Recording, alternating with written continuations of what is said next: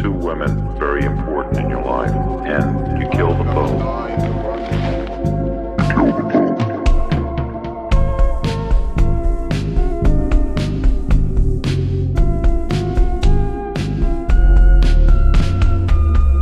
Basically, I was a normal person. Bom dia, boa tarde, boa noite, seja lá qual for o horário que você estiver ouvindo esse podcast. Aqui é a Marisa e hoje eu vou gravar esse podcast sozinha pra vocês, né? Mas tudo bem, estou acostumada a ser abandonada mesmo. Brincadeira, aquela dramática.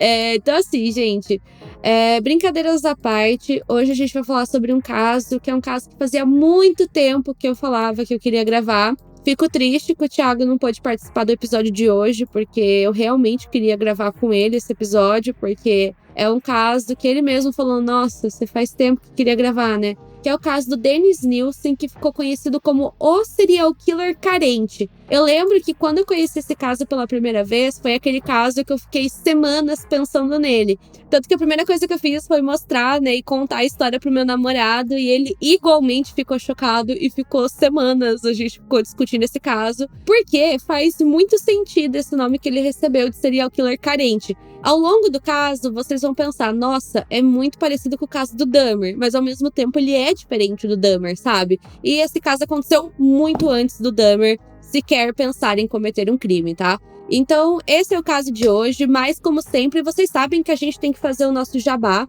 e a gente tem que agradecer duas pessoas que mandaram o Pix misterioso. O nosso Pix estava meio fora de ar, porque, enfim, configurações, mas agora ele está de volta, então vamos agradecer. Rompemos nossa programação. A primeira pessoa que eu quero agradecer é a Latifa Soares Martins. Ela mandou uma mensagem, então eu vou ler agora. Amo o podcast de vocês, o valor é pouco, eu sei. Não fale isso, Latifa, todo valor ajuda a gente, então muito obrigada de coração. Vamos continuar a mensagem dela. Mas era tudo que eu tinha na conta, kkkk. Mando mais depois, adoro vocês, coração vermelho. Que é isso, Latifa, a gente agradece demais. Muito obrigada por acompanhar o nosso podcast, por ter ajudado a gente via Pix, né? A gente agradece pra gente comprar nossos equipamentos e manter as contas em dia. Muito obrigada. E também a Luciana de Lira Mendes mandou um Pix pra gente falando: oi, meu nome é Luciana, amo o podcast e vivo maratonando os episódios. Coração vermelho.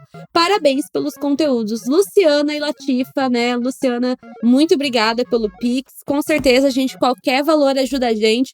Esse valor, né, o Pix, a gente usa pra comprar equipamentos e tal, né? Que nem eu contei pra vocês que um tempo atrás eu perdi o cabo do meu microfone, daí eu tive que comprar outro. Esse tipo de coisa, que esse dinheiro é revertido. E se você quiser ajudar a gente com um Pix, que pode ser literalmente de qualquer valor, é só mandar pro e-mail contato@apenas-um-podcast@gmail.com, tudo juntinho, contato@apenas-um-podcast@gmail.com, com qualquer valor para ajudar a gente. E a gente sempre pede que, por favor, mandem junto com uma mensagem. A gente agradece demais para que a gente possa ler aqui. Então, assim, gente, outra forma que tem de ajudar a gente é dando 5 estrelas no agregador que você escuta a gente. Então, se você ouve a gente pelo Spotify, entra no nosso perfil, dá 5 estrelas pra gente. Vamos ver se a gente consegue 2.000 avaliações até o final do ano. Se você ouve por outro agregador que tem alguma forma de avaliação, dá 5 estrelas também, a gente agradece bastante. Alguns permitem deixar algum comentário, escrevam algo positivo, a gente agradece. E pra quem é do Spotify, sempre tem alguma enquete na bio ali do episódio, alguma coisa que vocês podem escrever ou então votar. A gente também agradece demais se vocês puderem colaborar com a gente dessa forma, pra gente ver que vocês estão gostando do nosso conteúdo. E claro, seguindo a gente lá na rede vizinha, o Instagram, ajuda demais, é apenas um podcast, o nome do nosso Instagram. E outra forma de ajudar é tirando um print de quando você tiver ouvido o nosso episódio e marcar a gente lá. A gente agradece muito. A gente reposta todo mundo que tira print ou mostra que tá ouvindo nosso podcast e marca a gente reposta todo mundo. Eu até criei um destaque lá pra colocar os stories dos ouvintes. A gente agradece demais, mas chega de enrolação e vamos falar sobre o caso do Dennis Nilsen. Eu já adianto que esse episódio vai ter a participação de um especialista que vai dar um pitaco ali numa questão que eu tenho certeza que muitos de vocês já tiveram curiosidade. Então vamos lá. Atenção, o episódio a seguir contém cenas de descrição de violência física, psicológica e sexual. Se você não se sente bem em ouvir esse tipo de história, talvez seja melhor pular e ouvir outro podcast. O aviso de gatilho foi dado, então agora você continua por sua conta e risco. Vamos começar com o início de tudo. Dennis Angel Nielsen nasceu no dia 23 de novembro de 1945, em Fraserburgh, que fica no Reino Unido, mais precisamente na Escócia. Ele era filho da Elizabeth Dhu White e do Olive Magus Monshine, que é um nome bem complicadinho, mas ele era filho da Elizabeth e do Olave. O pai dele era soldado e atuou principalmente na ocupação nazista que aconteceu na Noruega durante a Segunda Guerra Mundial. Fora ele, o Dennis, o casal também teve outros 2 filhos, o Olaf Jr., que era o irmão mais velho do Andrew, e a Sylvia, que era a única irmã que ele tinha, Então, o que acontece? Os pais dele, desde sempre, tiveram muitos problemas conjugais. Tanto que após 7 anos de casamento, mais precisamente em 1948, eles acabaram se divorciando. E assim, o pai do Dennis era o principal problema na relação. Primeiramente, porque ele se preocupava mais com as questões do trabalho dele, Ele se preocupava mais em continuar servindo no exército, fazendo o trabalho dele, do que propriamente viver uma vida em família, uma vida de casado, então a família sempre era deixada de lado. Porém, quando ele estava com a família, a situação também não era boa, porque o pai dele era alcoólatra, Ele sofria de alcoolismo e, como vocês muito bem sabem, como a gente já falou em outros casos aí que vocês já viram, ou se vocês têm alguém na família que sofre, com essa condição, vocês sabem que muitas das vezes causa muitos problemas para as famílias e isso não era diferente na família do Dennis, Então, em 1948, os pais dele se divorciam e, com isso, o Dennis e os irmãos vão morar na casa dos avós paternos. E, nesse momento, pareciam que as coisas tinham melhorado. O Dennis possuía uma relação muito estreita e amorosa com o avô materno. Eles se gostavam muito, gente, de verdade. Eles se davam muito bem. Ele confiava, ele se inspirava, ele admirava o avô dele. Eles eram extremamente grudados. E o avô também gostava muito do Dennis, Tanto que ele não disfarçava que o Dennis era o neto favorito dele. Tanto que, assim, quando perguntavam pro Dennis, assim, sobre como tinha sido a infância dele e tal, ele sempre respondia que as primeiras lembranças que ele tinha, as primeiras memórias, eram com o avô. Que ele sempre lembrava do avô dele com muita ternura e que as principais memórias da infância, como eu tava falando, era dele saindo pra caminhadas, pra passeios, sempre ao lado do avô. Então, assim, a relação dos dois era muito bonita, de verdade falando, assim, era muito bonita. Ele realmente amava o avô dele, era uma pessoa que ele gostava muito. Porém, o avô, gente, ele já tinha uma certa idade, já tinha problemas de saúde. Então, no dia 31 de outubro de 1951, enquanto ele estava pescando no Mar Norte, ele acabou tendo um ataque cardíaco e falecendo aos 62 anos de idade. Ele já tinha alguns problemas de saúde, mesmo assim, o avô, na época, acabou optando por continuar trabalhando e ele acaba morrendo enquanto ele estava pescando. Como ele morreu em alto mar, o corpo foi entregue à família e, de acordo com um deles aí, que entra, assim, a primeira memória ruim, assim, a primeira memória, assim, terrível, assim, a pior coisa que aconteceu na vida dele. Que foi quando ele pediu pra mãe dele ver o avô dele. O Dennis era uma criança muito pequena, ele não entendia muito bem essa coisa da morte, por aí vai. E a mãe dele, quando ele pediu pra ver o avô, levou ele até o caixão. Então ele fala que ele viu o avô dele ali deitado no caixão e ele sentiu que naquele momento uma parte dele havia morrido quando ele viu o avô. Ele fala que foi o primeiro momento assim que ele sentiu que uma coisa dele, alguma coisa de dentro dele havia morrido. E a mãe dele, tudo que ela fez foi dizer que ele tava num lugar melhor, que ele tava só dormindo. Mas isso não adiantou muito, Porque o trauma, a parte marcante, assim, de forma negativa, já havia ocorrido. Infelizmente, essas partes ruins, não pararam por aí na vida do Dennis, Porque, assim, primeiramente, ele sempre foi muito tímido e recluso. Então, ele sempre foi assim, mesmo quando o avô ainda estava vivo. Depois que o avô morreu, essa situação dele ser tímido e recluso piorou cada vez mais. Então, assim, ele sempre teve muita dificuldade em fazer amigos. E uma coisa bem pesada que acontece com ele é quando ele tinha 8 anos e ele quase morreu afogado em um mar. Só que ele só não morreu afogado porque um adolescente salvou ele. Aí você pensa, putz, sorte, Mas não foi bem assim, porque esse jovem se aproveitou do fato que o Dennis estava inconsciente, Porque ele tinha se afogado. Ele se aproveita que o Dennis estava inconsciente pra se masturbar. E o Dennis fala que quando ele acordou, ele viu, o líquido da ejaculação no corpo dele. E isso foi um trauma tremendo, porque na época ele não entendeu muito bem o que era aquilo e o que estava acontecendo. Com 10 anos, a mãe do Dennis, né, Elizabeth, ela se casa novamente com um homem chamado Andrew Scott. E ela acaba tendo mais 4 filhos. Depois que a mãe dele teve esses outros filhos, ela já não dava muita atenção pro Dennis. Depois que esses outros filhos surgiram, né, foram nascendo, a situação piorou. Então, o Dennis acabou se tornando mais tímido, mais recluso e cada vez mais carente e solitário. E ele sentia na pele essa negligência que a mãe dele causava, porque realmente ela não dava muita atenção pra ele, né? Ele já tinha 10 anos e tal, os outros irmãos foram nascendo, então ela acabava dando mais atenção às crianças pequenas. Aí a gente entra na adolescência. E assim, a gente não tem muitos relatos assim da adolescência dele, até porque vocês vão ver o que vai acontecer, mas desde o começo da adolescência, né, desde o início da puberdade, o Dennis começou a perceber que ele gostava de rapazes, né? Ele começou a perceber que ele era homossexual. Porém, ele nunca aceitou a sexualidade dele muito bem. E pensem, gente, pense na época que esse caso tá acontecendo, né? A gente tá aí na transição dos anos 50 para os anos 60. Vocês sabem muito bem como que nessa época o preconceito era ainda maior do que nos dias de hoje, que já não é uma coisa muito suave. Então, ele acabou escondendo a sexualidade de todos, né, dos amigos e da família, e também, né, acabou escondendo para ele mesmo esse fato, né, porque ele não aceitava nada bem essa situação. E outra coisa, assim, a respeito da adolescência é que ele sempre se deu muito bem na escola, tanto que as notas dele sempre eram acima da média, em especial nas matérias de arte e história.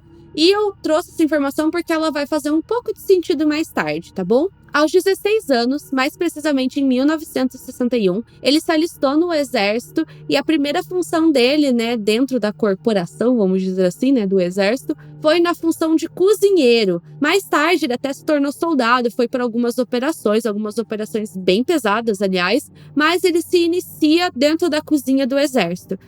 E justamente por causa disso, ele acaba criando uma habilidade muito grande com facas, né, porque ele trabalhava numa cozinha, né, e é muito diferente você cozinhar em casa e você cozinhar numa cozinha industrial, assim, que você tem que fazer comida para muita gente. Nessa fase que ele entra no exército, ele começa a beber muito. Ele começa a beber muita bebida alcoólica e ele fazia isso como uma forma de, entre aspas, né, diminuir a timidez. E também nessa época, além dele desenvolver essa compulsão por álcool, vamos dizer assim, ele também desenvolveu uma compulsão em se tocar, né, dar aquele agrado a si mesmo, vamos falar assim, né? Então, assim, ele, além de esconder a sexualidade dele, né, como ele já fazia, ainda mais dentro do exército, né? Então, os colegas dele nem imaginavam essa situação, ele evitava tomar aquele banho conjunto, né? Vocês sabem que, geralmente, em exército, esse tipo de situação, né, esse tipo de associação, não sei que termo eu deveria utilizar, é muito comum que as pessoas tomem banho juntas, né? Tem aquele banheirão, né? Todo mundo toma banho lá. Ele evitava tomar banho junto com os demais colegas, porque ele tinha muito medo que, enfim, né, através do corpo dele, ele demonstrasse que ele tava curtindo aquela situação e descobrissem e tal, que ele se interessava por homens, então ele acabava tomando banho sozinho, né, ele dava um jeito e conseguia tomar banho sozinho, e ele se aproveitava desse momento que ele estava só pra dar aquele agrado, né, que vocês estão entendendo do que eu tô querendo falar, né. E assim, justamente nesse momento do banho sozinho é que ele começou a idealizar as suas fantasias sexuais, que vai ser uma coisa bem importante no decorrer do caso. E essa questão das fantasias, gente, começaram aí a cada vez mais além, vamos dizer assim. Então ele começou a beber bastante e ele começou a se embriagar com os seus colegas. Então eles saíam juntos, iam para bares ou até mesmo ali dentro, né, dos dormitórios, eles bebiam horrores. E o Dennis gostava de fingir que ele desmaiava. Ele ficava bêbado de fato, mas ele fazia de conta que ele desmaiava, que ele estava inconsciente, porque ele queria muito que, sei lá, um colega dele visse ele naquela situação como uma pessoa desmaiada e que essa pessoa decidisse se aproveitar do corpo dele. Sei lá, né? Meio estranho, mas enfim, né? E essas fantasias sexuais de ser uma pessoa inconsciente, né? Uma pessoa desmaiada ali, e você usar do corpo dela, ou seja, abuso sexual, né? Tá bem claro isso. Foi crescendo cada vez mais dentro da cabeça do Dennis. Então ele tinha tanto desejo, né, de abusar de alguém naquela situação, como também de ser abusado. Então, assim, era uma coisa bem esquisita. E essa situação foi piorando cada vez mais, porque essa fantasia sexual, ela iniciou com essa ideia. Pô, uma pessoa vai lá e perde a consciência dela, tá desmaiada, sei lá, ocorre o abuso. Mas foi evoluindo, porque ele começou a pensar, se a pessoa tivesse morta, vocês estão entendendo onde isso vai chegar? Então ele começou a sempre imaginar, né, quando ele tava lá criando suas fantasias, que ele tava, enfim, copulando, vamos dizer assim, com um cadáver. E ele, quando ele começou a imaginar essas coisas, ele chegava no clímax mais rapidamente. Tanto que nessa época, quando ele tava sozinho, ele arrumou técnicas para alimentar cada vez mais essa fantasia, né? A gente tá usando fantasia para ficar um termo melhor, mas você sabe muito bem que isso é crime, né? Mas enfim, ele costumava fazer umas maquiagens nele mesmo. Ele fazia uma automaquiagem, assim, pra simular sangue e tal, pra que ele parecesse que tava meio morto. E ele se olhava no espelho daquela forma, e, enfim, fazia as coisas dele pra que essa fantasia se tornasse mais realista. Tanto que, como eu falei pra vocês, né, ele tinha um interesse muito grande pela arte, a gente vai ver isso mais tarde, e ele era obcecado por uma pintura chamada A Balsa de Medusa. Basicamente, nessa pintura tem um homem segurando o corpo de um outro homem morto, né? Esse homem tá morto na pintura e ele também tá nu. E ele costumava pensar muito nessa pintura, ficar idealizando, né? Segurar o corpo nu de um homem. Enfim, gente, essas fantasias foram crescendo muito na cabeça dele, até que vai chegar numa situação bem bizarra, tá? A gente vai chegar numa situação bem bizarra que vocês já vão ver. Então, assim, ele fica no exército um bom tempo. Ele chega, inclusive, em uma operação a ser sequestrado, mas aí ele volta pra casa, enfim. E aos 27 anos, em 1972, ele volta pra Londres, né? Ele volta pra cidade dele. E nessa época ele decidiu que ele queria se tornar policial e ele chegou a fazer algumas aulas para se preparar para o cargo e algumas dessas aulas consistiam em aulas com corpos, né? Aulas de necropsia, autópsia, né? O nome que você preferia aí. Ele participava dessas aulas e, obviamente, aquilo para ele era incrível. Nessa mesma época, né, que ele tava ali com a mãe dele, a mãe começou a achar muito estranho o fato dele não ter contato com mulheres. Porque, obviamente, né, ele nunca era visto com mulheres, né? Ela achava que faltava uma companhia feminina pro filho. Como uma forma de tentar mandar uma mensagem para a família, certo dia o Dennis decidiu que ele ia sentar com todo mundo na sala, ia botar um documentário na televisão e todo mundo ia assistir junto, sabe? Tipo, assistir um filme com a família. Só que o documentário que ele decidiu passar era um documentário que falava sobre a comunidade homossexual dentro de Londres, né? Um documentário bem normal, assim, nos olhos de hoje, né? Mas pra época foi um escândalo. E o que acontece, né? Ele passou aquele documentário pra família e a família ficou chocada, né? Eles acharam um absurdo. E eles começaram a falar coisas terríveis, assim, né? Homofóbicas mesmo. Dennis, naquele momento, começou a ficar com raiva. Ele começou a meio que defender os homossexuais e foi aí que o irmão mais velho dele, né, o Olaf, começou a falar pra família que ele tava falando aquilo porque ele era gay, não sei o quê. E, obviamente, fazendo vários insultos homofóbicos. E depois disso, o Dennis meio que cortou muito a relação dele com a família, principalmente com o irmão. Ele nunca mais falou com esse irmão dele, com a família de forma geral. Depois disso, ele larga a polícia e ele acaba se tornando um entrevistador de recrutamento. E também, nessa época, ele chegou a morar com um homem, que eu não achei o nome dessa pessoa, mas ele ficou morando com esse cara por 2 anos. E mais tarde, essa mesma pessoa negou que eles compartilhassem algum tipo de relacionamento sexual ou amoroso. Então, assim, ele morou com esse cara por um tempo, né? 2 anos depois ele foi morar sozinho em uma casa. E o Dennis, como vocês puderam perceber desde o começo dessa história, ele sempre teve problemas pra fazer amigos. Na real, assim, ele não tinha amigos. Ele tinha muita dificuldade pra socializar, por mais que ele tentasse. Então, ele começou a frequentar vários pubs, né? Ele começou a frequentar vários bares ali. E eram bares, normalmente, que eram frequentados por homens, né? Principalmente homens homossexuais. Então ele começou a frequentar esses bares, então ele conversava com os caras, eles bebiam e tal, até que o Dennis convencia aquela pessoa de ir até a casa dele. Lá, eles continuavam bebendo e, por alguma das vezes, acabavam tendo alguma relação sexual.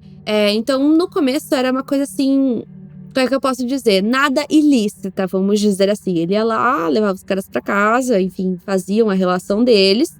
Os dois dormiam juntos, só que quando o Dennis acordava no outro dia, a pessoa já tinha ido embora. Aquela coisa que a gente vê bastante em filme, né, e que acontece bastante. E acho que foi a partir desse momento, na verdade, que as coisas vão mudar na história do Dennis, né? Porque eu sinto, que nem eu falei, esse caso é muito parecido com o Dahmer. Claro, o Dennis, obviamente, tem alguma condição psicológica. Eu não consegui achar o laudo psiquiátrico, se ele chegou a receber um diagnóstico e tal. Obviamente, ele tem uma questão ali, até porque ele vai cometer assassinatos, ele é um serial killer, mas parece, assim, que tudo começou com esse lance dele querer um namorado e ele não conseguir. Só que, como eu falei pra vocês, ele era uma pessoa que tinha muita dificuldade disso, ele era uma pessoa que era vista pelos outros como estranha e tal. E o que vai acontecer a partir de agora? Justamente porque toda vez que ele levava um cara pra casa dele, às vezes eles nem chegavam a ter uma relação e tal, eles ficavam ali conversando. O cara dormia na casa dele, no outro dia ele acordava, o cara já tinha ido embora. Ele foi alimentando uma raiva dentro dele. Ele foi alimentando uma raiva dentro dele, uma frustração. E a partir disso, ele decidiu que ele ia matar aqueles caras. Porque se ele matasse aquelas pessoas, elas seriam forçadas a ficar com eles.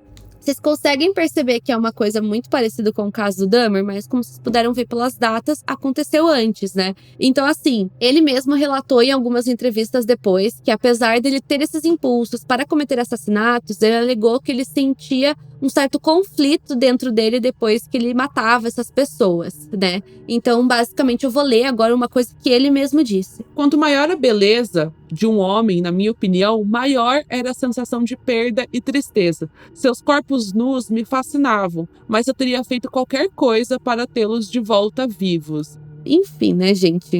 Pensem aí a opinião de vocês. Então ele começa a cometer esses assassinatos quando ele tinha 33 anos de idade. Acredita-se que ele tenha matado pelo menos 12 pessoas entre os anos de 1978 e 1982. Então, o que eu quis dizer com essa primeira parte, né, pra gente entender? É mais ou menos o que trouxe o gatilho para que ele começasse a matar essas pessoas, tá? Porque vocês vão ver que, tipo, o caso é parecido com outros casos, mas ao mesmo tempo tem uma questão que é diferente dos outros. Que, como eu falei lá no começo, o nome dele era serial killer carente, né? Ele ficou conhecido dessa forma e vocês já vão entender o porquê. A primeira vítima do Dennis Nielsen foi um menino de apenas 14 anos de idade, o Stephen Holmes, que, aliás, foi a vítima mais jovem dele. Ele conheceu esse garoto em um pub na véspera do Ano Novo de 1978. Esse menino, né, de 14 anos, acompanhou o Dennis até a casa que ele morava na época, e depois disso, né, o Dennis falou que se ele entrasse, ele poderia beber álcool, né, ele poderia dar uma bebida alcoólica para aquele menino, que acabou aceitando, né, afinal ele não teria idade para comprar aquela bebida, então ele acabou aceitando. Eventualmente, devido a ele passar um tempo ali na casa do Dennis, os dois ficarem bebendo, esse menino de 14 anos acabou adormecendo. E aconteceu aquela coisa, né? Ele diz que, temendo que o menino acordasse, deixasse ele ali sozinho, ele decidiu então, né, que pro menino não ir embora, ele iria estrangular ele, né? Então ele estrangulou com uma gravata e depois afogou ele em um balde cheio de água. Depois de matar o menino, né, dessa forma, ele levou o corpo dele para a cama dele, onde ele cometeu o ato sexual, que seria a necrofilia, né? Ele abusou do cadáver do menino e simplesmente dormiu do lado do corpo como se nada tivesse acontecido, gente. Ele dormiu do lado do corpo. Eventualmente, né, depois que ele cometeu esse assassinato, ele tentou esconder o corpo dele debaixo do assoalho da casa dele, né? Então, pensa aquela casa bem estilo Europa, Estados Unidos, né? Que tem o piso de madeira, né? O piso levanta e tem um espaço, sabe? Não sei se vocês já viram isso, que o piso, em alguns lugares que tem essas casas, levanta e tem um vão, assim, embaixo. Então, ele escondia o corpo do Stephen ali embaixo e ele ficou vários meses, tá? Ele ficou vários meses convivendo com o corpo dentro da casa, até que ele finalmente decidiu enterrar o corpo no quintal da casa dele mesmo. E enquanto o corpo tava lá, e mesmo depois que ele enterrou, ele não parou de procurar novas vítimas. E as vítimas dele, gente, o que tinha em comum era o fato deles serem homens, tá? As vítimas, elas variavam em alguns quesitos, por exemplo, algumas eram apenas turistas, outros eram moradores de rua, outros eram pessoas que trabalhavam, né, com programas sexuais. A maioria das vítimas tinham entre 18 a 26 anos, né? O Stephen, que foi a primeira vítima dele, foi a vítima mais jovem, tinha 14 anos. E assim, não importava como eles fossem, né? Aparência e por aí vai. Sendo um menino, um homem, no caso, já era o suficiente para ele. E, independentemente de como eles fossem, o Dennis queria manter aquelas pessoas para ele. Basicamente, né, em várias entrevistas, em vários relatos, que até ele mesmo escreveu, ele culpou, né, ele falou que esse desejo doentio surgia do fato dele se sentir sozinho, né, gente? Lembrando que isso é o que ele falou, tá? O padrão, assim, né, em como ele realizava esses assassinatos, era quase sempre o mesmo. Então, para evitar aquele abandono matutino, ele estrangulava o parceiro enquanto ele dormia. Sem vida, é aí que vai fazer sentido porque ele ficou conhecido como serial killer carente. Ele tratava o corpo como se fosse um namorado mesmo. Eu acho que foi por isso que eu fiquei chocada com esse caso, sabe? O fato dele matar aquela pessoa e tratar ela como um namorado, basicamente é isso. Então, uma vez que a pessoa morria, ele fazia carinho no corpo. Ele tomava banho junto com o corpo, então ele levava o corpo pro banheiro e tomava banho. Ele colocava o corpo sentado com ele junto do sofá pra assistir televisão. Ele conversava com o corpo, gente. Vocês têm noção? Ele conversava com o corpo sobre a vida. Tipo, ai, meu dia foi assim, não sei o que, sobre a vida pessoal. Ele literalmente tratava aquele corpo como se fosse um namorado. E eu acho que foi isso que, na época, quando eu li, foi o que me deixou chocada. Foi o que me deixou, tipo, pensando assim, meu Deus, como chegamos nesse nível, né? Por quê? Mas, assim, obviamente, não era só essa questão. Também tinha, obviamente, a questão sexual. Não foram todas as vítimas, pelo que eu tava pesquisando, que teve questões sexuais, né? Teve a prática da necrofilia, porém, na maioria, teve sim necrofilia, ou então ele se tocava enquanto ele olhava o corpo, né? Bem parecido com uma certa pessoa que eu já falei nesse podcast várias vezes, vocês sabem quem é, mas retomando, né? Nessa época ele estava trabalhando com segurança privada e com sindicatos, né? Aquela coisa bem de escritório. E quando ele tinha que ir trabalhar, ele novamente escondia o corpo debaixo das tábuas, né? Que era precisamente na sala dele, né? Ele levantava a tábua e escondia o corpo embaixo no buraco que tinha. E quando ele voltava para casa, ele retirava o corpo, né, desse buraco e fazia todas essas coisas que eu falei para vocês. Tanto da parte de necrofilia, né? A parte sexual, quanto dessa outra parte aí de conviver com o corpo como se fosse uma pessoa viva, né? E obviamente vocês devem estar pensando, quanto tempo esses corpos ficavam na casa? Ficavam vários dias, gente. Ele só... enfim, a gente já vai falar o que ele fazia com o corpo depois, mas ele só se livrava do corpo, né? Só desovava o corpo depois que estava num certo estado de decomposição. Aí vocês devem estar pensando, e o cheiro, gente? E o cheiro? Obviamente tinha cheiro, tá, gente? Tanto que ele mesmo relatou que ele tentava passar desodorante pela casa pra evitar que aquele cheiro se alastrasse. Só que, gente, eu já vi corpos, né? Porque eu já visitei o IML, mas eu não trabalho com isso. Eu nunca vi um corpo em decomposição, assim, avançada. Por isso, eu decidi chamar o Marcelo, que é médico legista, trabalha no Instituto Médico Legal da cidade dele, ele é perito oficial, para falar pra gente como que funciona a questão da decomposição de um corpo, né? Quanto tempo demora até que o cheiro, né, aquele cheiro característico de corpo apareça? Como que é conviver com esse cheiro, né, gente? Porque eu penso, o Marcelo vê isso todos os dias, eu tô rindo de desespero, porque eu não consigo imaginar como que é aguentar isso. O Marcelo, gente, a gente vai deixar o arroba dele aqui na descrição. Ele faz vídeos tanto pro TikTok quanto pro Instagram e eu recomendo demais, porque ele mostra como que é o dia a dia dele. E nos vídeos que eu vejo que ele põe uma puta roupa e ele já falou pra mim que dá pra sentir o cheiro do mesmo jeito. Então vamos entrar, né, vamos chamar a vinheta aí da conversa com o especialista, aonde o Marcelo, né, o nosso médico legista aí, vai explicar como que é essa questão do cheiro e da decomposição dos corpos.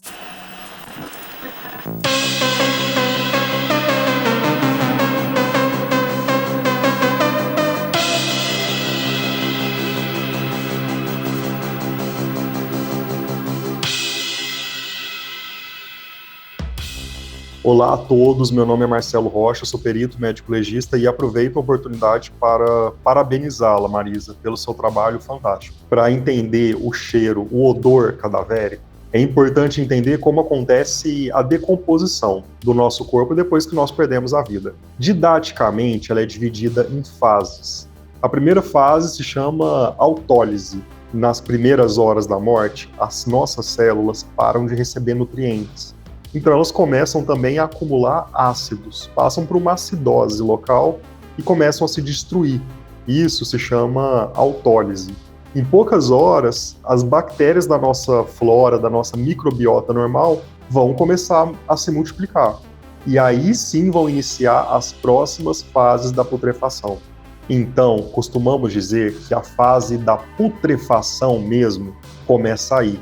que é o período de coloração. Ele tem esse nome porque é o período em que o nosso corpo começa a mudar de cor. Inclusive, ele começa a mudar de cor pela região do abdômen, que é a região mais próxima ali em contato com as alças intestinais e com maior número de bactérias que vão produzir sulfametahemoglobina, que vão deixar essa coloração esverdeada na região do abdômen. Então, o surgimento da mancha verde abdominal tem início ali de cerca de 18 ou 24 horas depois, marca o início da primeira fase da putrefação, que é a fase de coloração.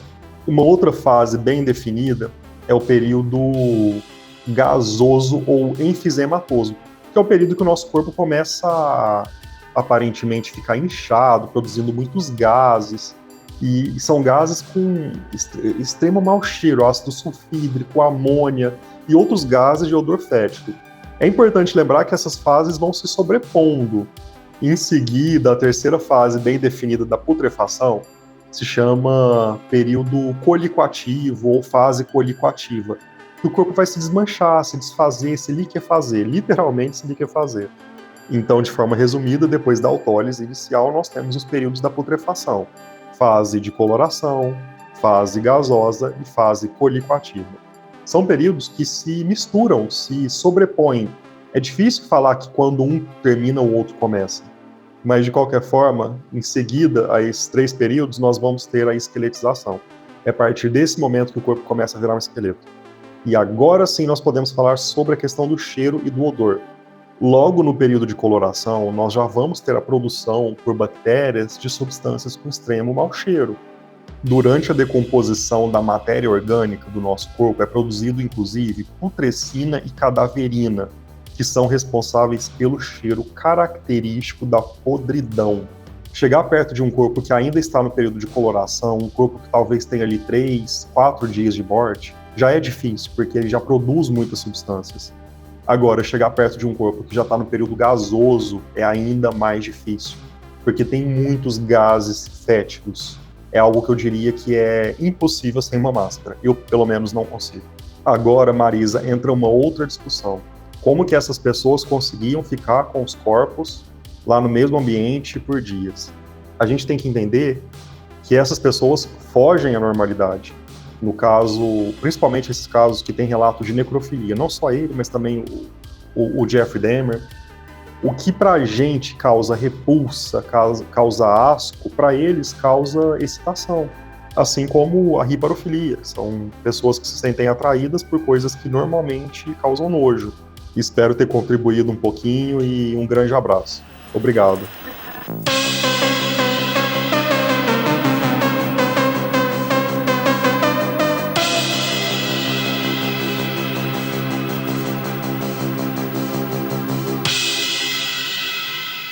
Então, como vocês puderam ver, não demora muito tempo para que o corpo comece a dar sinais de que ele tá entrando em decomposição. É até bem rápido, né? Então, sim, gente, o cheiro era muito forte. Os vizinhos nunca suspeitaram de absolutamente nada. Assim, pensando culturalmente falando, geralmente as pessoas lá da Inglaterra, elas são bem reservadas. Tanto que vocês vão ver algumas outras coisas que eu já vou falar. E realmente, gente, não devia ser nada fácil trabalhar com isso e ter que lidar com isso todos os dias. Marcelo, muito obrigada por ter ajudado a gente a esclarecer essa dúvida. E, gente, sigam o Marcelo. Então, como eu falei pra vocês, a partir do momento que o corpo entrava num estado de decomposição, que era muito avançado, que era tanto difícil lidar com o cheiro, mas também difícil para que ele fizesse as coisas que ele queria fazer, ele se livrava o corpo de como que ele se livrava daquele corpo, né? Nessa época ele morava numa casa que tinha um jardim, né? Um backyard, na verdade, né? Que é aquele jardim que fica na parte de trás da casa. E o que ele fazia? Ele esquartejava o corpo com o auxílio de um facão extremamente afiado, cortava a cabeça da pessoa fora e fervia a cabeça da vítima em uma panela bem grande. Ele fazia isso, né, de ferver a cabeça para facilitar a retirada da carne do rosto. E assim, ele cortava o corpo em vários pedaços, colocava no jardim dele e às vezes, gente, ele não... É que assim, vou explicar essa parte primeiro. Ele colocava as partes assim do corpo no jardim, junto com alguns pneus e tacava fogo. Tanto que alguns vizinhos chegaram a perguntar pra ele por que ele tava atacando fogo nas coisas. E ele simplesmente falava que ele tava atacando fogo em lixo. Aí os vizinhos davam uma olhada no quintal, viam aqueles pneus e pensavam, realmente, né? Ele deve estar queimando lixo. E ficava por isso mesmo. Gente, eu não sei. Eu sempre penso assim, será que no Brasil os vizinhos teriam realmente ficado quietos? Não sei, porque eu tenho uma falsa impressão, talvez, de que o povo daqui é tão fofoqueiro e se mexe tanto na vida dos outros. Comentem aí, qual que é a opinião de vocês? Mandem pra gente lá no Instagram. Vocês acham que aqui no Brasil o pessoal teria dado pitaco em ver ele queimando coisa no quintal? Porque, era muito frequente. E imagina, gente, vai pegar fogo muito forte, né? Porque os vizinhos viam e ele simplesmente falava que tava queimando lixo. Eu falo isso porque aqui no meu bairro o pessoal às vezes queima lixo mesmo. E dá cada barraco por causa disso, que o cheiro é horrível, né? Então o cheiro, obviamente, tinha o cheiro do corpo queimando, né? Que deve ser um cheiro de carne queimando. Mas ele colocava o pneu junto justamente para disfarçar visualmente na questão do cheiro também. Então ele colocava aqueles corpos no jardim. E o que sobrava da queima, né, ossos, às vezes sobravam, ele enterrava no quintal. Só que a outra parte que eu tava começando a falar lá no começo é que nem sempre ele descartava aquele corpo por completo, né? Nem sempre tudo era queimado, tudo era enterrado. Às vezes ele pegava algumas partes do corpo, colocava em sacos plásticos e espalhava pela casa. Aí ele escondia no roupeiro, nos armários, nas gavetas.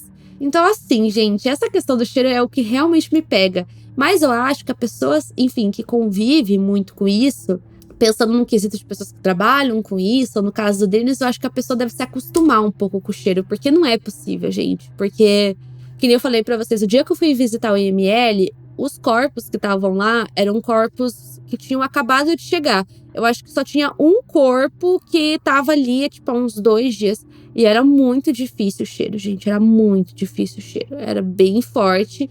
Foi terrível, tanto que o pessoal da minha sala teve pessoas que saíram porque queriam vomitar, sabe, gente? Pra vocês terem uma noção dessa situação. Eu aguentei, mas assim, com aquela coisa que eu acho que eu devia estar com o olho arregalado de todo choque, sabe? Mas voltando, né?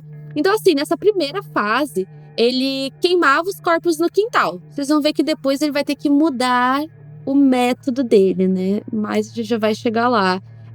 Então, assim, mais tarde, inclusive, em algumas entrevistas que ele deu bastante entrevista e gravou bastante coisa sobre o caso dele, né? Ele chegou a defender o seu comportamento perturbador. Basicamente disse: Um cadáver é uma coisa, não pode sentir, não pode sofrer. Se você está mais chateado com o que eu fiz com um cadáver do que com a pessoa viva, então a sua moral está de cabeça para baixo. Mas, meu amigo Denis, né, vamos ser sinceros, esse seu argumento não faz sentido nenhum. Nenhum! Porque pra você fazer uma coisa com o corpo, você teve que matar ele primeiro. Essa que é a questão, né? Mas é aquela coisa, né, gente? Na mente dessa pessoa, na mente do Denis, ele, por mais que ele falasse que às vezes ele, sei lá, batia um arrependimento, era aquele arrependimento de 5 segundos, sabe? Porque se arrepender propriamente dos crimes, ele nunca se arrependeu. Ele nunca falou abertamente sobre isso, inclusive no final do caso vocês vão ver que rolou coisas bem perturbadoras da opinião dele sobre os casos, né? Mas sim, tivemos outras vítimas, inclusive vítimas que chegaram a sobreviver ao ataque, né? Que a gente vai falar daqui a pouco. Mas eu vou dar o exemplo do caso do Kenneth Ogden, que infelizmente faleceu no ano de 1979. Ele tinha saído com o Denis, né? Foi para casa dele. E chegando lá, os dois beberam até que o assassino estrangulou ele com um fio de fone de ouvido. Depois que ele matou o Kenneth, ele passou a tratar ele como se fosse o namorado dele. Eles almoçavam juntos, né? Almoçavam, no caso deles, com o corpo do Kenneth. Ele conversava com o Kenneth por horas, né? Com o corpo dele, no caso. Inclusive, o Kenneth, especificamente, ele gostava de pendurar na parede. Eu não sei explicar. Eu acho que ele pendurava pela roupa, não sei. Ele pendurava ele por um gancho que tinha na parede. E todo dia antes de dormir ele dizia boa noite pra ele. De manhã ele dava bom dia pra ele. E realmente é uma coisa muito... Gente, não sei nem que palavra usar pra descrever esse tipo de situação. E o Kenneth, gente, ele foi um dos únicos jovens, né, que foram assassinados pelo Denis, que foi reportado como desaparecido. Por quê? Como muitos outros serial killers, o Denis tinha muita noção de como que a sociedade era discriminatória e como que a sociedade é, gente, preconceituosa e não se importa com todas as pessoas presentes nela. Porque o que acontece? Como eu falei pra vocês, muitos dos jovens, né, às vezes eram jovens que, tipo, tinham fugido de casa, estavam viajando, ou eram jovens que tinham muitos problemas financeiros e moravam na rua, jovens que trabalhavam se prostituindo, e ele sabia que a polícia e até mesmo a própria família daqueles jovens não se importavam com eles, até porque boa parte desses meninos realmente eram homossexuais. E a discriminação nessa época era tremenda, tanto que eu acho que eu já contei um caso aqui, eu não vou lembrar exatamente qual que era, acho que no próprio caso do Dahmer, que basicamente era crime a sodomia, né? Que era 2 homens terem relação sexual. E lá em Londres, eu não vou lembrar exatamente qual era o nome, né? Que aparece no caso do Dennis, tinha uma certa rua, que era uma rua que todo mundo conhecia, tipo, era ilegal, mas todo mundo sabia que naquela rua tinha vários bares, enfim, tinha vários comércios, assim, voltados para a comunidade LGBTQIA+. E as pessoas iam pra lá e tal, pra ter um espaço, assim, onde elas poderiam ser livres e tal. E acabava rolando muita prostituição. Muitos meninos iam lá pra oferecer o serviço deles e tinham muitos desses bares. E o Dennis ia pra esses lugares porque ele sabia, né? Primeiramente porque ele era homossexual, claro. Mas também porque ele sabia que lá ele ia encontrar vítimas fragilizadas. E esse era o problema. As vítimas dele eram jovens fragilizados pela sociedade.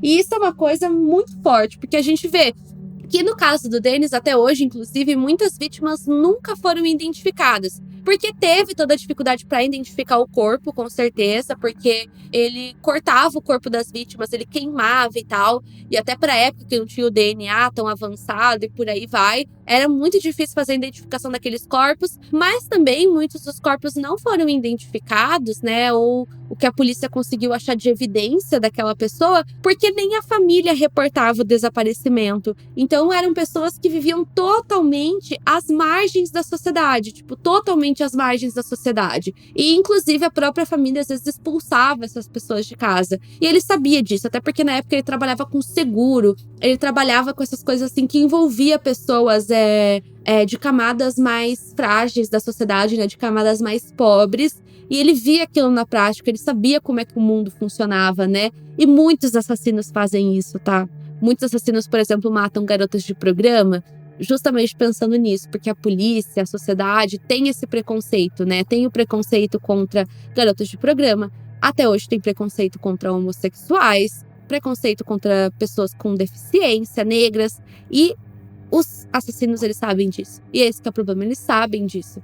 Eles sabem que mesmo que a polícia investigue, eles não vão investigar o caso dessas pessoas na mesma intensidade, na mesma velocidade que pessoas que não estão à margem da sociedade, sabe? E eu falo isso com razão, porque tipo, a gente pode observar isso no caso do Albert Fish, que matava crianças pobres e crianças com deficiência, o Dahmer, que matava principalmente pessoas que eram latinas, negras, né? Mas principalmente pessoas da comunidade negra. E no caso do Dennis não era diferente, né? Não era diferente. Por isso que eu sempre recomendo pra vocês o filme Lost Girls, que vai contar a história do Long Island Killer, que matava garotas de programa, pra vocês verem como a polícia realmente tem preconceito, gente. Eles não investigaram o caso do Long Island Killer porque ele matava prostitutas, basicamente, e o caso tá até hoje sem solução, né? Mas voltando, né? Agora a gente tá no final do ano de 1981 e o Dennis acaba tendo que se mudar. Então até esse momento ele morava numa casa, mas daí ele teve que se mudar para um apartamento. Se eu não me engano, ele morava até no último andar.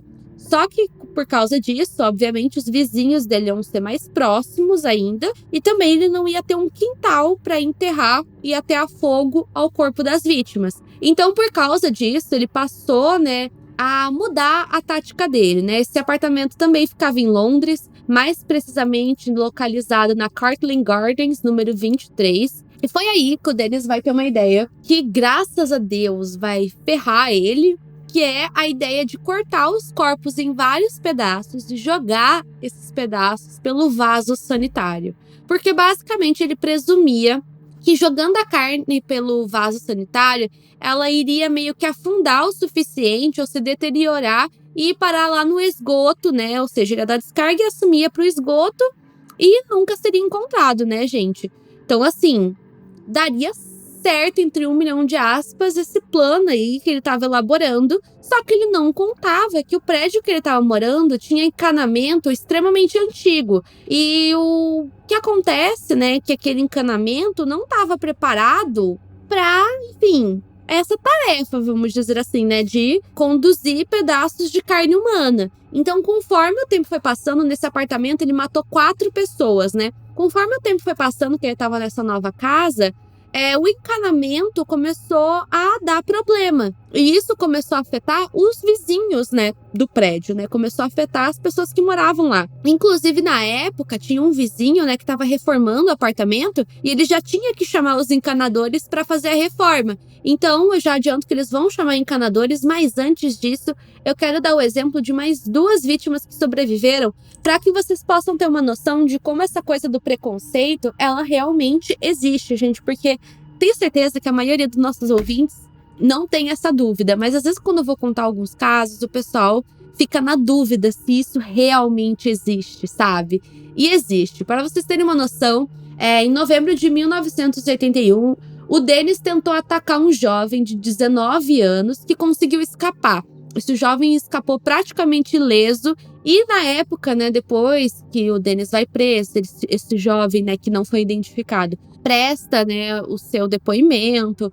Não lembro se ele aparece no documentário da Netflix. Eu acho que esse não, ou será que sim? Eu não lembro. É que teve várias vítimas que isso aconteceu. O Dennis teve várias vítimas que sobreviveram, porém não denunciaram. Por quê, Marisa? Por que não denunciaram ele? Por causa da homofobia policial. Exatamente. Ele mesmo, né, esse jovem aí de 19 anos, que na época conseguiu escapar, afirma que ele não prestou queixa do que aconteceu com ele por temer a homofobia policial, que era muito forte na época. Tinha preconceito sim, inclusive tinha leis que impediam que homens se relacionassem, né? Enfim, então pra vocês terem uma noção como a situação era tensa. E aquela coisa, né, que a gente já viu em vários casos, poderia ter terminado por aí se a polícia fizesse um trabalho competente, né? Com certeza poderia ter terminado por aí. Outra vítima que sobreviveu, agora eu não lembro se foi esse que aparece no documentário. Se você lembra, comenta lá no Spotify, manda pra gente no Instagram, enfim. Em maio de 1982, né, essa outra vítima que sobrevive era o Carl Stoutor. Ele tinha 21 anos na época e ele foi quase uma vítima fatal do Dennis, mas foi uma vítima de tentativa de homicídio. Basicamente a mesma coisa, o Carl vai até a casa do Dennis, eles bebem um monte, ele fica muito bêbado, e enquanto ele estava muito bêbado, ele acaba dormindo dentro de um saco de dormir. Mas, de acordo com o depoimento do Carl, ele lembra que o saco de dormir estava aberto. E teve um determinado momento que ele acordou, ele estava sentindo uma coisa estranha, e quando ele acordou, ele viu que o Dennis estava tentando estrangular ele com o zíper do saco de dormir. Ele estava meio que tentando fechar o zíper, assim, bem preso no pescoço dele, e ele acaba ficando inconsciente. Depois disso, ele acaba acordando novamente com um barulho de água correndo. E quando ele acorda, ele viu que ele estava dentro de uma banheira imerso em água e o Dennis estava tentando afogar ele. E aí, novamente, né, ele acaba perdendo a consciência, mas antes disso ele gritava pra ele parar, né? Chega, por favor, pare, não sei o que. Ele tenta lutar, porém ele não consegue e ele acaba se afogando na água. Porém, ele não morreu, tá, gente? Como eu já adiantei, ele sobreviveu. E depois disso, né, que o Dennis afogou ele na banheira, né, achando que ele tava morto, colocou o corpo dele no sofá. Só que, como eu falei, o Carl não morreu. E o cachorro que o Dennis tinha na época, que era um vira-lata chamado Blip, foi até o Carl e começou a lamber ele na bochecha, como se ele tava... É muito louco essa parte, gente, porque o cachorro do Dennis vai ser meio que o que vai salvar o Carl, porque o cachorro vai lá, ele começa a ficar lambendo e mexendo nele, assim, e nisso que o Dennis vê que o cachorro dele tá lambendo, cara, ele percebe que ele não tinha morrido. Aí o Dennis decide, não sabemos até hoje o porquê, ele decide reanimar o Carl. Então ele começa a fazer uma massagem cardíaca e colocar cobertores nele até que ele recuperou a consciência. Nisso ele conta pra ele que, na verdade, ele salvou a vida dele, que ele tava se estrangulando sozinho no saco de dormir e que ele ressuscitou ele, e o Carl, obviamente, acordou completamente atordoado, sem entender nada do que tinha acontecido. E nos dias seguintes, basicamente, né, quando ele volta pra casa, ele acaba perdendo a consciência várias vezes, até que hoje em dia ele se recuperou totalmente. Até que quando ele tava melhor de saúde, ele vai até a casa do Dennis questionar ele por que ele se lembrava claramente do Dennis afogando ele na banheira. E nisso ele fala que ele não tinha feito nada de errado com ele, que ele mesmo estava se afogando no saco de dormir, que daí ele coloca ele na banheira pra dar um banho de água fria nele porque ele estava em estado de choque, enfim, né, gente? Ele dá uma de sonso, sabe? Que não sabia do que estava acontecendo, que ele que era o herói da situação, que ele que tinha salvado o Carl. Tanto que ele leva ele até a estação ferroviária para que ele pudesse voltar para casa. E ele fala que ele gostaria muito de encontrar ele novamente. E o Carl, né, obviamente ficou extremamente confuso com essa situação. E acabou, né, ficando por isso mesmo, né? Nunca conseguiu entender muito bem o que tinha acontecido com ele. Só anos depois ele entende o que aconteceu e ele relata essas coisas para a polícia. Voltando, né? Então, nessa segunda fase, o Dennis estava jogando os restos mortais das vítimas na privada e o sistema de esgoto do prédio em que ele morava entra em colapso, né? Começa a dar vários problemas e os vizinhos decidem chamar uma desentupidora para descobrir o que estava acontecendo no encanamento do prédio. Nisso, os encanadores eles começam a puxar, né? Fazer aquela limpeza no encanamento. E nisso que eles começam a puxar, vários pedaços de carne começam a sair. Só que aí que tá a questão, porque de acordo com os encanadores, né, que fizeram esse trabalho na época, eles começaram a perceber que os pedaços de carne que estavam saindo era muito óbvio que eram pedaços de carne humana. De acordo com o que se diz, alguns pedaços muito evidentes que eram humanos, não sei se era dedo, alguma coisa do tipo, começaram a sair dos encanamentos. Então, no outro dia, né, eles fazem de conta, primeiramente, que nada tinha acontecido. No outro dia, eles acionam a polícia. O Dennis, sabendo do que estava acontecendo, né, que os encanadores estavam ali,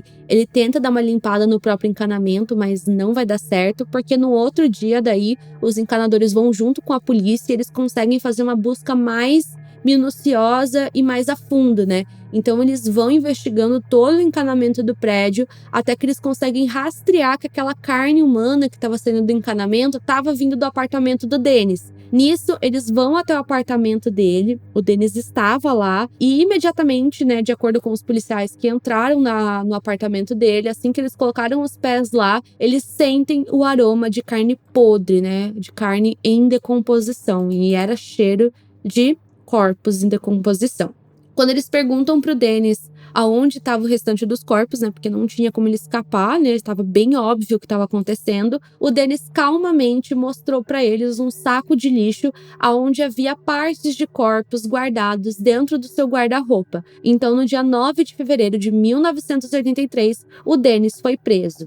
A batalha judicial dele foi bem longa, mas eu vou resumir. Ao todo, ele foi condenado por 6 assassinatos e uma tentativa de homicídio. No caso, essa uma tentativa foi a tentativa de homicídio contra o Carl Stouter, que eu contei pra vocês. Mas acredita-se que as vítimas reais dele beirem aí 12, 16 vítimas, né? Algumas pessoas especulam aí esse número de 16 vítimas, porque, assim, eu acabei não falando sobre isso no episódio, né? Mas a perícia que eles realizaram na casa antiga dele, que ele queimava os corpos no quintal, foi muito difícil, né? Porque algumas coisas, né, que eles encontravam eram muito poucas para identificar se era da mesma pessoa ou não. Tipo, eram literalmente fragmentos de ossos, sabe? Então era muito difícil. Por isso que depois eu vou falar o nome do documentário dele na Netflix e eu recomendo bastante que vocês assistam, é bem interessante.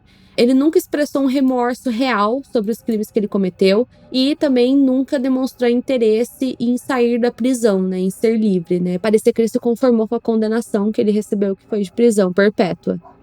No início dos anos 90, o caso do Dennis começou a ficar novamente falado na mídia. Isso porque foi na mesma época que o Dahmer foi preso. E como vocês puderam perceber, o caso dos dois eram muito parecidos e o Nielsen já adianta, ele deu palpite sobre o caso do Dahmer, a gente já vai falar sobre isso. Como vocês sabem, o Dahmer, difícil vocês não conhecerem, né? Mas a gente tem episódio sobre o Dahmer pra quem quiser ouvir, inclusive o episódio dele tá muito bom, tá? Tá bem completo. O caso do Dahmer acaba ficando muito conhecido mundialmente e as pessoas começam a chamar o Dennis Nielsen de Jeffrey Dahmer britânico, por mais que o caso dele tivesse acontecido bem antes. Porque, como vocês puderam perceber, além dos dois terem como alvo homens, também tinha toda a questão do estrangulamento das vítimas, da prática da necrofilia e também do dissecamento dos corpos, né? E também toda aquela questão do corpo ser mantido na casa por vários dias.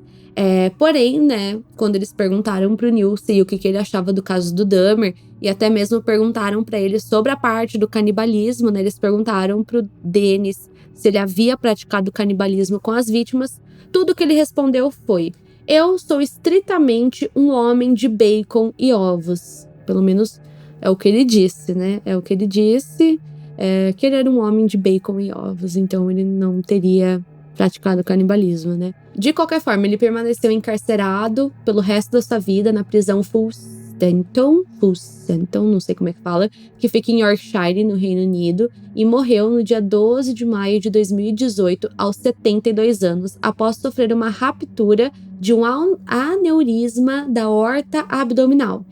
Ele passou os momentos finais dele deitado na sujeira da própria cela da prisão dele, e de acordo com o que se é registrado, ele morreu sentindo muita dor. Foi uma coisa assim que aconteceu com ele. Eu não faço ideia o que é um aneurisma da aorta abdominal, mas tá no abdômen, deve doer mesmo, então dizem que ele morreu de uma forma extremamente agoniante. Mas o caso não termina por aí. Em algum momento, assim, né, no período, na verdade, que ele esteve preso, né, que foram vários anos, ele pôde ter uma máquina de escrever, enfim, e também acesso a gravadores de áudio. Então ele gravou um conjunto de fitas como se fosse uma autobiografia. Ele escreveu a autobiografia dele, ele queria que fosse publicada, mas nunca foi publicada, até onde eu sei. Mas esses mesmos áudios, né, essas fitas de áudio, que são autobiográficas, são áudios, inclusive, que ele detalha todos os assassinatos dele com muitos detalhes, foi utilizada no documentário da Netflix, né, que se chama Memories of a Murder, The Nielsen Tapes. Eu acho que em português é Arquivos de um Serial Killer. Esse documentário foi lançado em 18 de agosto de 2021. A Netflix tem vários desses documentários, né, que eles usam de gravações, de áudio, de assassinos e tal, pra contar a história. O documentário, o que eu acho interessante no documentário do Dennis é que é um documentário filme, né? Então acho que ele tem tipo 1h30, 1h20, super rapidinho de assistir. E é bem bizarro, porque vai aparecendo pessoas, desde investigadores até vítimas que sobreviveram, vai aparecendo várias pessoas e vai intercalando com os áudios que ele gravou contando o próprio caso. Além disso, né, ele produziu poemas e livros no período que ele esteve na prisão, né? Como eu falei, ele sempre teve essa relação aí com a arte. E eu consegui achar naquele blog Aprendiz Verde um poema que o Dennis escreveu traduzido, e eu vou encerrar esse podcast lendo esse poema, só pra vocês terem uma noção das coisas que ele escrevia, né? Mas vamos lá. A madeira amorosa do látex fino e necessário, tirado do pacote, escondido na jaqueta de alguém, tão substancial quanto um sopro de vapor cor-de-rosa, estabelecendo-se no rum cintilante da dúvida, uma linha entre fato e ficção, antes que a verdade apareça. Qual é a interpretação de vocês desse poema? Vocês vão mandar pra gente, né? Porque eu acho que eu sei o que ele quis dizer, mas ao mesmo tempo eu prefiro não pensar.